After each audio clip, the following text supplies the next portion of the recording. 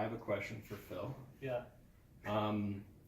When we're sourcing out teams for case competitions, what do you think the most important factor is when we're determining what kind of makeup each team should be? Do you think it's more background? Do you think it's more of existing relationships or connections? Or what do you think is the most important factor in making those teams successful? That is a great question, Kyle.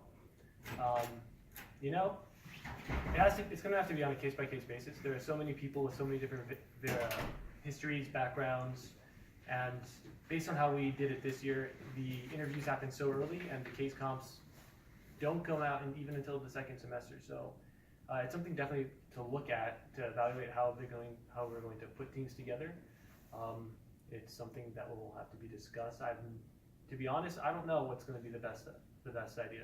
Because if I were to tell you that, I'd be making a liar of myself in the future. Because I might change. I wouldn't know until I get there. That said, whatever decision that I come up with, or that the team comes up with, whoever is involved in that, I believe it would be magnanimous and it would be a democratic. It wouldn't favor anyone over any other person or group other than what would give us the best result. So that's my non-answer to your question. I have a question for Philip.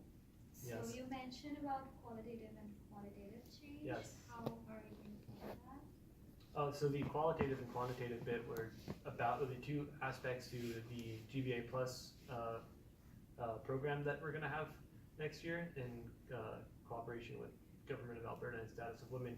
So it's not so much change as just two different parts of a single project. So there's like the first half is learning the tools that we're going to be using to use this decision framework, and then the second half is actually getting into real data that I've conned the government into giving us on whatever kind of projects that they're preparing to do, but don't have the bandwidth to take on just yet. So we're going to be adapting the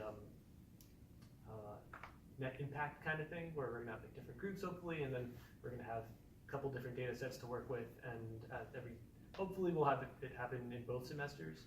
But if it's just one next year, then it's just one. But then each team will take that thing apart and return something interesting, not nearly as big in scope as net impact, but definitely something to write home about. So no changes, just two cool things to do. This question's for Nicole. We have a lot of clubs and committees who have pretty large budgets and do their own internal budgets. So what level of oversight do you think that the VP Finance should be involved in with those budgets for, say, things like NBA games or Net Impact or Gala, where they have money allocated from the NBA association, but they do their own expenditures and select how they spend it their own way? What level of oversight do you think is prudent for you? As the VP Finance, my role would be to provide guidance to the committees and groups. They have the autonomy over their own spending and their own budgets, as long as they're maintaining within the constraints to which their committee is directed towards. So as long as it's not outside their scope, then they should be able to have the freedom and the flexibility and the artistic flair to come up with creative ways to deliver their products and their services to the students in the way that they feel fit. And as far as the budget would be concerned, as long as they're not overspending or going outside their scope, if they want recommendations or comparisons as to what prior year students and committees did for their budgets and their spending, I could provide that.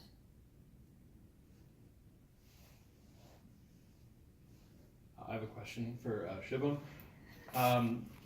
This past weekend we had the Holy event, which was, I think, a resounding success, and everyone really likes it. But what do you think that you can do as VP International / People and Culture to better engage some of the non-Canadian, non-Indian backgrounds in the program? So over the past 6 months, I was discussing with the current PP about the various things which we can incorporate either this year or next year to further foster the cultural bonding among the MBA cohort. So the first thing which I am planning to implement is to work with the MBA office and organize couple of events during the orientation, because that is one time where most of the events which are organized to bring international domestic students together are very formalized. There is no informal events being organized during this period, and during this period there is no event organized by MBA Association. That's a great opportunity for us to bring these individual and domestic students together. So this will help us in various ways. First, it will help the MBA students to know about their colleagues. Secondly, it will help MBA Association, because it will help us to pass on a message what MBA Association is, what we do. So this is solving various purposes. So this will be our first move, and this will indirectly it will also help us in knowing what the new first years are interested in, and accordingly we can organize the most relevant events for them. And this will help me to get a further guidelines as on what kind of events I need to organize, and I will go on for it. I'll throw in to Igna. Yes, please. What do you think is the two-part question? What do you think is the best result from the previous exec that you want to emulate, and what's one opportunity that you think you will want to focus on for improvement? The best thing I believe was, if you look at the past 2 years' trends, 2 years back there was a lot of things which was done by the president itself, which gets overwhelming over time. And last year what was done was there was a lot of autonomy given to a lot of clubs, so that they can make their own decisions and choose their own chairs and work accordingly.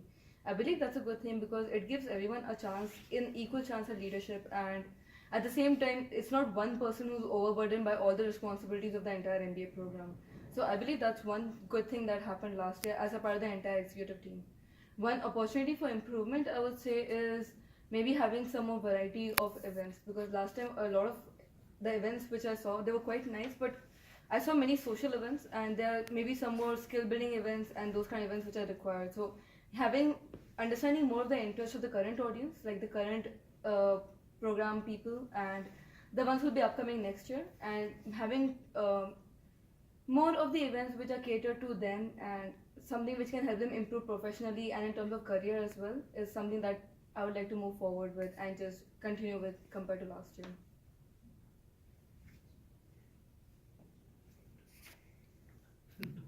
Is that all? Okay. Thank you very much, candidates.